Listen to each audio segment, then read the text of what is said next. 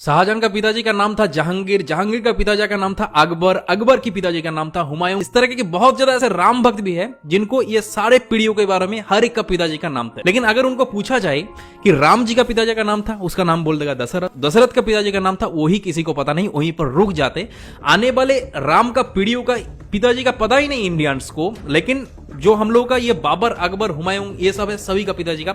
एक के बाद एक पूरा एकदम 7 पीढ़ियों तक नाम एक के बाद एक बोल देगा। तो दरअसल आज की इस वीडियो के अंदर आप लोगों को राम जी का पूरा पीढ़ियों के बारे में कि कहां से राम जी आए थे, वीडियो को इतना ज्यादा लोगों के साथ शेयर करो ताकि हर एक इंडियंस को ये राम जी का पूरा पीढ़ियों के बारे में पूरा पता चले। तो प्रभु श्री राम जी का पिताजी का नाम था दशरथ, दशरथ के पिताजी का नाम था अज, अज के पिता का नाम था नाभाग, नाभाग के पिता का नाम था ययाति, ययाति के पिता का नाम था नहुष, नहुष के पिता का नाम था अम्बरीशी, अम्बरीशी पिता का नाम था प्रशुशु, प्रशुशु के पिता का नाम था मरु, मरु के पिता का नाम था सिग्रग, सिग्रग के पिता का नाम था अग्निवर्ण, अग्निवर्ण के पिता का नाम था सुदर्शन, सुदर्शन के पिता का नाम था संखन, संखन के पिता का नाम था प्रबद, प्रबद के पिता का नाम था अंजुमन, अंजुमन के पिता का नाम था दिलीप, दिलीप के पिता का नाम था भागीरथ। और ये वही भागीरथ है जो गंगा को पृथ्वी पर ले आई, जिसको आप लोग भागीरथ के नाम से भी जाना जाता है। राजा भागीरथ के पिता का नाम था कुकुस्त, कुकुस्त के पिता का नाम था रघु, और ये रघु वही राजा है जिनके नाम पर ये रघुकुल पड़ा है। ये बहुत ही पराक्रमी और तेजस्वी राजा थे। आज भी कहा जाता है कि रघुकुल रीत सदा चली, प्राण जाई पर बचन न जाए। तो राजा रघु के पिता का नाम था राजा असमंज, राजा असमंज के पिता का नाम था राजा सागर, राजा सागर के पिता का नाम था राजा